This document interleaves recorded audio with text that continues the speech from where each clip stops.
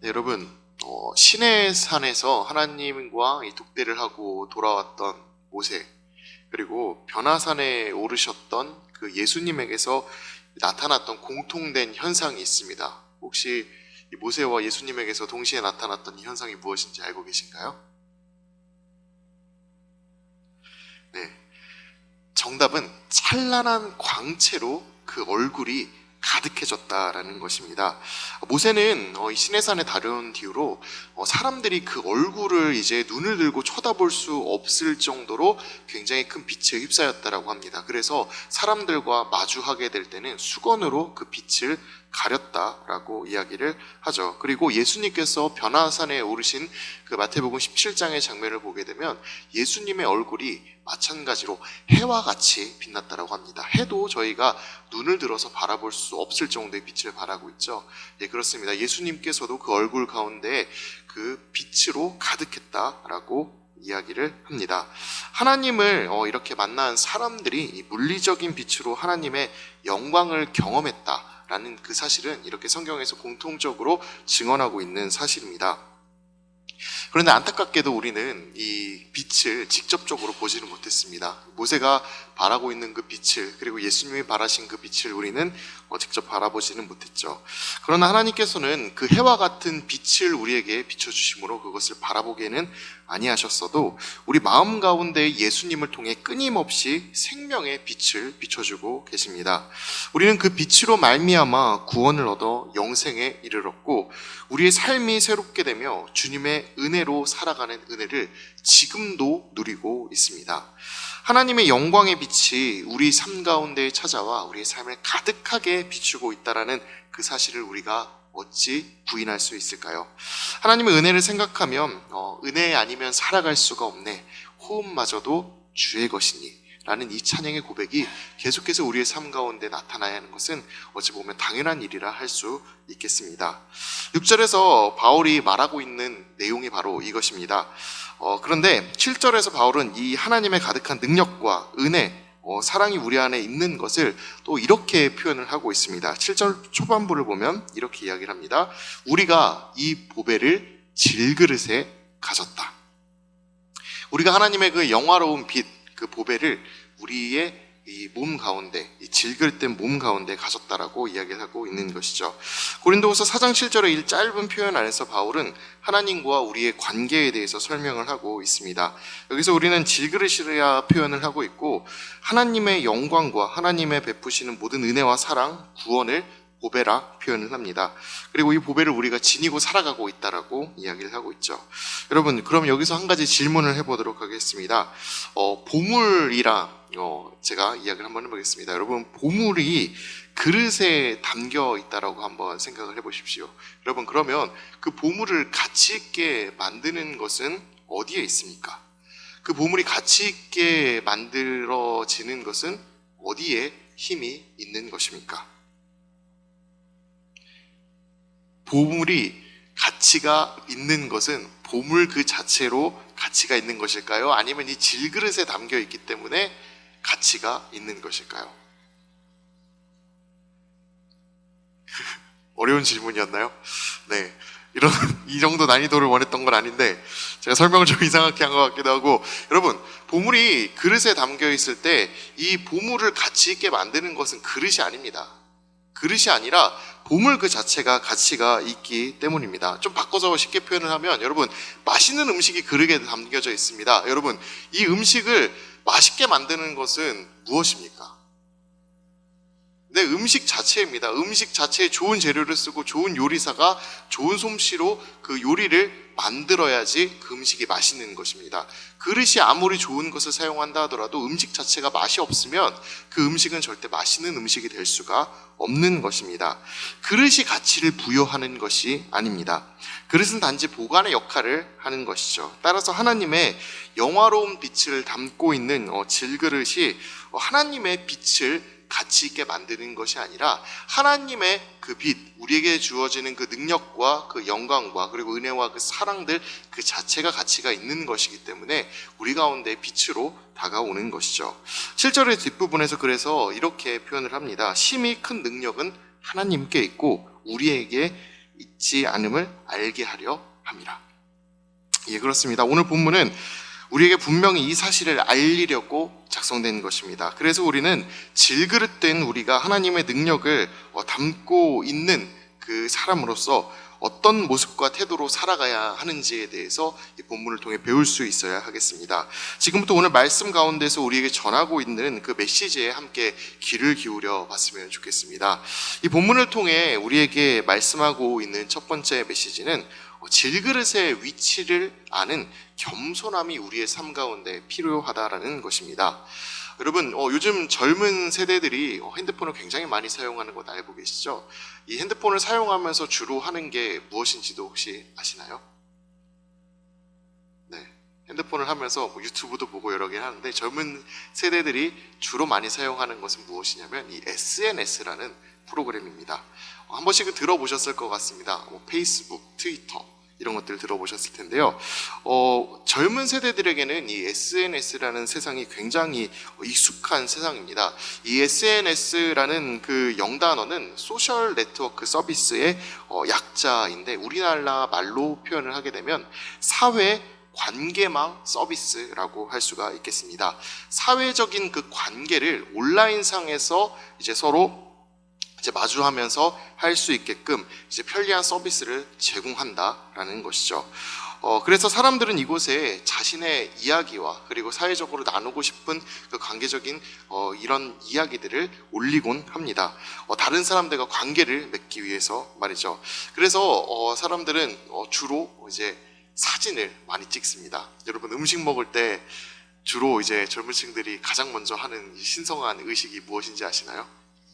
네, 카메라를 드는 일입니다. 카메라를 들지 않고 먼저 수저를 들이미는 사람은 미개한 사람이 되어버리고 맙니다. 네, 카메라를 먼저 이제 들이미는 게 저희에게는 이제 가장 먼저 익숙한 이제 일이라고 할 수가 있는데, 이렇게 인상적인 여행지에서의 그런 여행의 경험들, 그래 맛있는 음식들을 먹었던 경험들, 그리고 인생에서 경험하고 있었던 그 작은 그 소중한 그런 일들까지 사진으로 남기고 이 SNS 서비스에 올리는 것을 자주 볼 수가 있습니다. 제가 이렇게 SNS 서비스에 이렇게 젊은 층들이 많이 있다라고 이야기를 드렸는데, 이렇게 SNS 서비스를 이용한다라는 것 자체가 나쁘다고 말하려는 것이 아닙니다.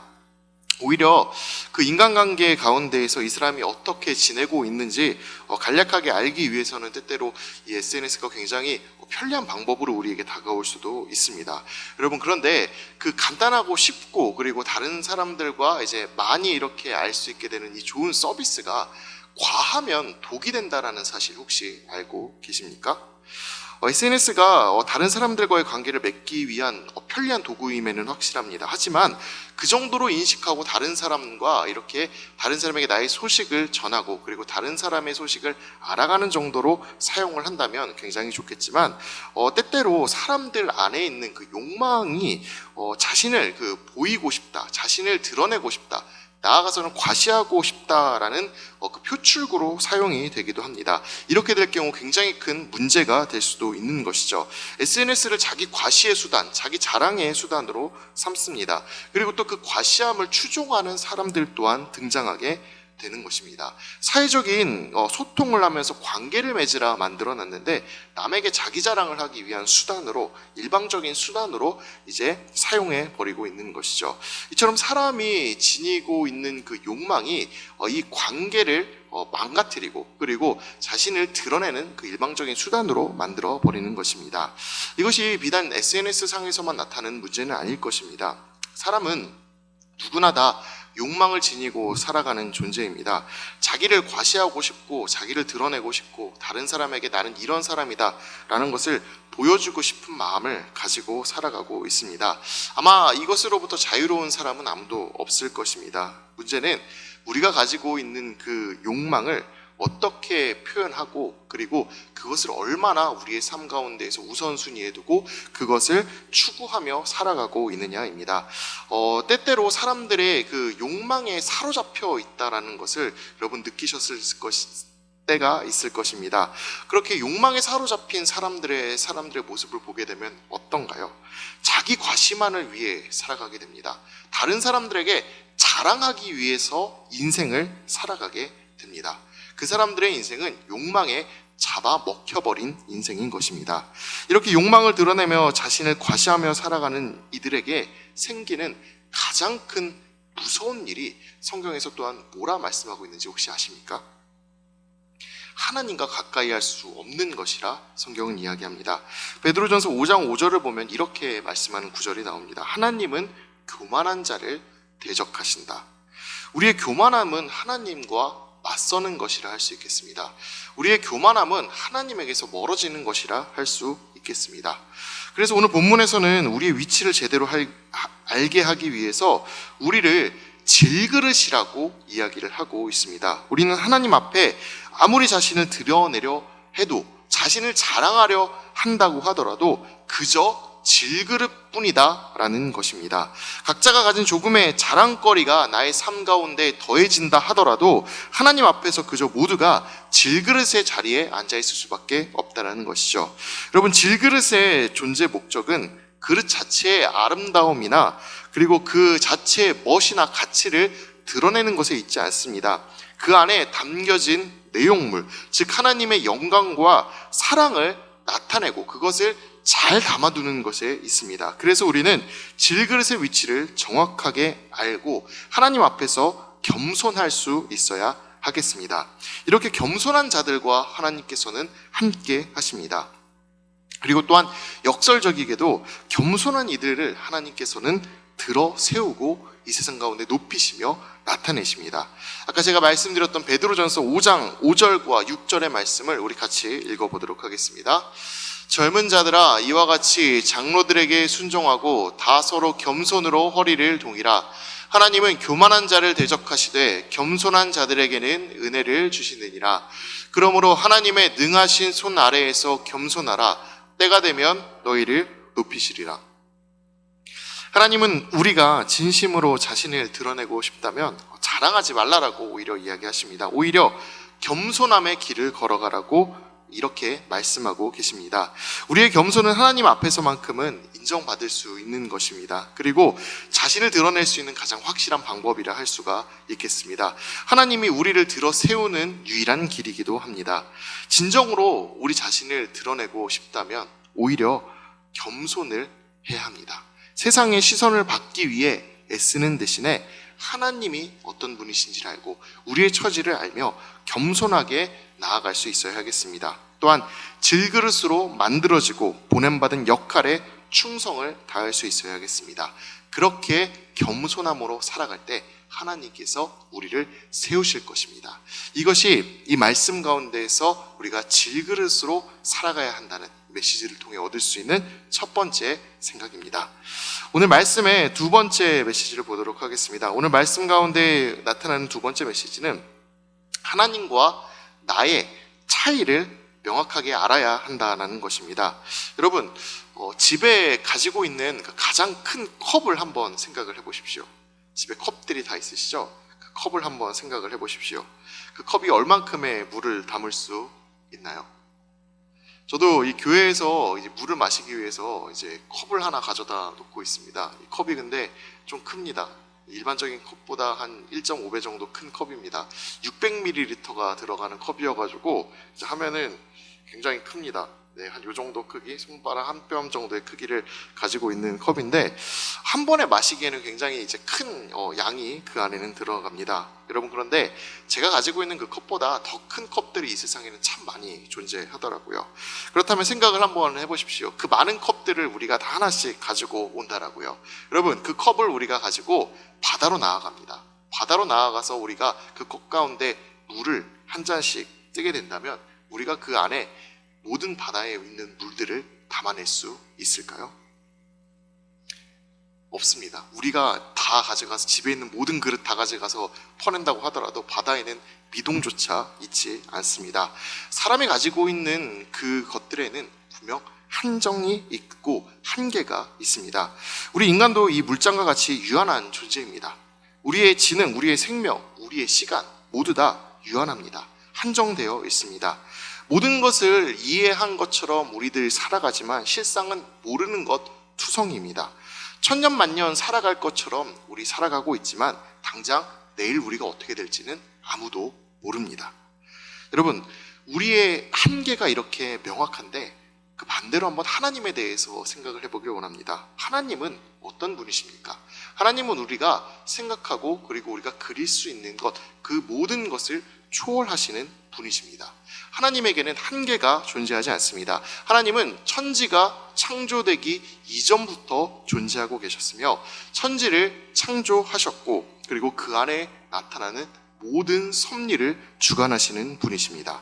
그렇게 하나님과 우리의 사이에는 분명한 차이가 존재합니다. 성경에서는 그렇게 하나님과 우리가 바라보는 것이 다르고 그 지혜의 깊이가 다르다라고 증언하고 있습니다. 이사야 55장 8절에서 9절에서는 하나님의 시선이 우리와 다름을 이렇게 증언합니다. 우리 함께 읽어보도록 하겠습니다.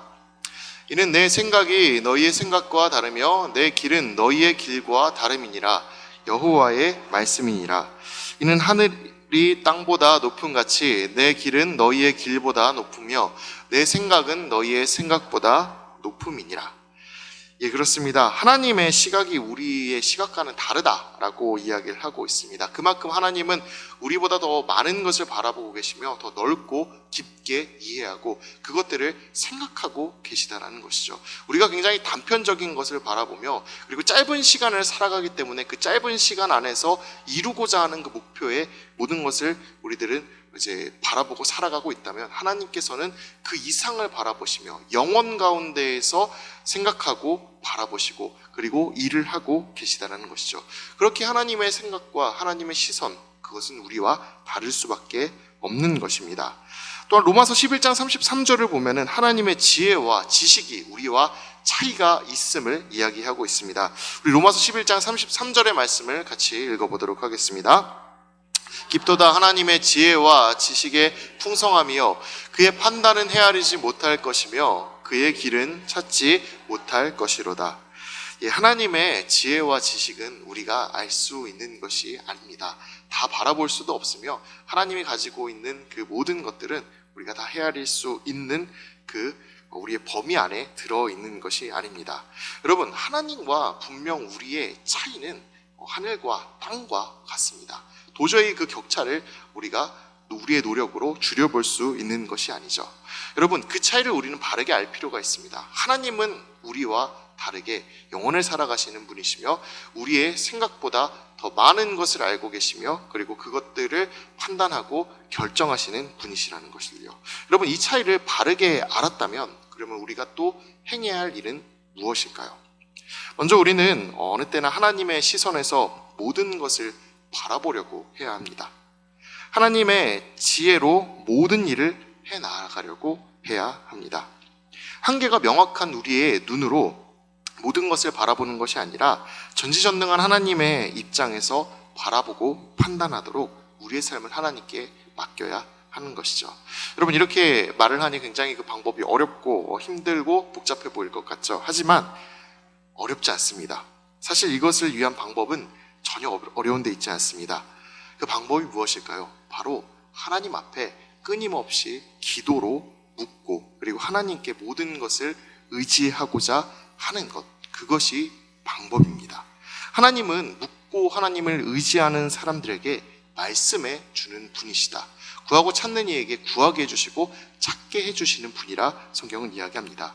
그리고 우리가 의지하며 나아갈 때에는 우리의 피난처가 되어주신다 이야기하십니다. 따라서 하나님과 우리의 차이를 알게 되었다면 우리는 더욱더 하나님께 이야기하고 때로는 묻고 그리고 하나님께 의지하며 항상 살아갈 수 있어야 하겠습니다. 우리가 이렇게 질그릇으로서 하나님의 영광을 품고 살아가는 자로 이야기하면서 오늘 본문에서 우리에게 말씀하고 있는 두 번째 메시지가 바로 이것입니다. 하나님을 알고 하나님께 더욱 의지하는 삶을 살아가라 하는 것입니다. 다음으로 오늘 말씀에서 얻을 수 있는 이 마지막 세 번째 메시지는 하나님이 우리를 향한 분명한 의도를 가지고 있다는 것을 알 수 있어야 하겠습니다. 여러분, 시편 43편의 말씀을 우리 같이 한번 읽어보도록 하겠습니다. 야곱아, 너를 창조하신 여호와께서 지금 말씀하시느니라. 이스라엘아, 너를 지으신 이가 말씀하시느니라. 너는 두려워하지 말라. 내가 너를 구속하였고 내가 너를 지명하여 불렀나니 너는 내 것이라. 이 말씀에서 하나님께서는 이야기합니다. 명확하게 하나님께로부터 지명을 받아 부름받은 존재라고요. 우리가 여기에 지금 앉아있는 것 그 자체가 우연으로 모여있는 것이 아니다 라고 이야기를 하는 것입니다. 하나님께서 우리들 한 명 한 명을 택하셨고 각자의 모습을 따라 의도한 대로 우리를 빚으셨습니다. 여러분, 이것이 우리가 하나님께 부름받은 증거입니다. 바로 이 자리에 우리가 앉아있는 것 그 자체가 말이죠. 여러분, 반대로 말하면 하나님께서 우리를 만약 그냥 이 세상 가운데 내버려 두셨다면 우리는 그저 땅에 있는 저 진흙과 같이, 그냥 발에 치이는 진흙과 같이 여기저기서 그냥 보여지는 모습대로, 살아가는 모습대로 살아갈 수밖에 없는 존재였을 것이라는 것입니다. 그렇지 않고 하나님께서 우리를 이 자리에 불러주셨고 하나님의 은혜와 사랑을 더해주신 것은 하나님이 우리를 진흙과 같이 방치하지 않으시고 마치 질가락과 같이 우리를 빚으시고 그리고 하나님의 뜻을 따라 우리들을 만들어 내셨다라는 그 증거가 되는 것입니다. 저와 여러분은 하나님의 손에 의해 특별하게 빚어진 그릇입니다. 하나님은 우리 각자를 자신의 뜻과 계획에 맞게 다양한 형태와 쓰임새로 빚어주셨습니다. 우리는 그 안에 정말 많은 것들을 담고 살아가고 있는 존재들입니다. 물리적인 가치나 인간의 능력, 지혜 등등 우리가 이 세상에서 바라볼 수 있는 그 많은 것들도 우리는 담고 살아가고 있습니다. 하지만 그보다 더 놀라운 것이 우리 안에 있음을 우리는 항상 기억할 수 있어야 하겠습니다. 바로 하나님이 우리 안에 베풀어 주신 그 놀라운 보배, 즉 성령님이 우리 안에 거하신다는 것입니다. 이것은 질그릇인 우리에게 믿을 수 없는 선물이 됩니다. 그 보배는 우리의 실수나 죄, 연약함을 넘어서 우리를 이끌어가고 있으며 우리의 삶에 빛과 힘을 부여합니다. 여러분, 하나님의 보배를 지니고 살아가는 사람은 여러분 단순한 이 질그릇의 그 역할을 넘어서 또한 하나님께서 의도한 바로 지으신 받은 그 세상의 빛으로 또한 살아갈 수 있음을 기억하십시오. 여러분, 생각해 보시길 바랍니다. 사도 바울이나 그 다른 사도들이 어떻게 사람들과 그 세상을 바꾸는 일을 할 수가 있었습니까? 그들은 자신의 능력이나 지위, 힘으로 인해서 세상을 바꾸었던 것이 아닙니다. 그들 역시도 하나님의 보배를 가진 연약한 사람들 뿐이었습니다. 그러나 그들이 행할 수 있는 힘이 하나님에게서 비롯되었고 하나님이 허락하신 보배가 그들의 삶 속에서 작용하였기 때문에 그들은 세상의 희망으로 살아갈 수 있었던 것입니다. 따라서 우리 또한 이 사도들처럼 하나님과 함께하는 희망의 삶을 살아가며 이 연약한 그릇 속에서도 하나님의 능력을 통해 이 세상을 밝힐 수 있다라는 그 희망과 능력을 발견할 수 있게 되기를 진심으로 소망합니다. 그리고 하나님이 우리를 질그릇으로 지으시고 그 쓰임새에 맞게 우리를 사용하고 계신다라는 것을 항상 기억하시고 항상 하나님의 뜻을 이루기 위하여 살아가게 되기를 진심으로 바랍니다. 우리의 연약함과 한계가 분명히 있습니다. 우리들 그것 잘 알고 있지만 여러분, 그 안에서 하나님이 일하시게 된다면, 하나님의 그 의도를 발견하게 된다면 우리의 삶은 내 그 한계의 그 끝에 머무르게 되는 것이 아니라 하나님이 사용하시는 그 무한한 그 한계 가운데로 나아갈 수 있게 되는 것입니다. 여러분, 우리의 삶이 어떤 모양과 형태로 빚어질지는 잘 모르겠지만 하나님과 함께하는 그 가운데에서 우리가 가지고 있는 그 모든 것을 뛰어넘게 일하시는 그 하나님의 능력으로 살아가게 되기를 진심으로 바랍니다. 오늘 말씀 가운데에서 이 세 가지를 함께 알아갔으면 좋겠습니다. 겸손함으로 나를 알아가고, 그리고 하나님의 그 놀라우신 그 능력과 그 위대하심을 알고 의지할 수 있기를 바랍니다. 그리고 마지막으로 하나님이 원하시는 삶을 살아감으로 이 세상 가운데 주님의 희망 그리고 주님의 능력이 될 수 있기를 바랍니다.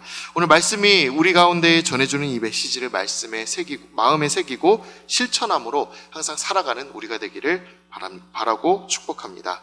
기도하도록 하겠습니다.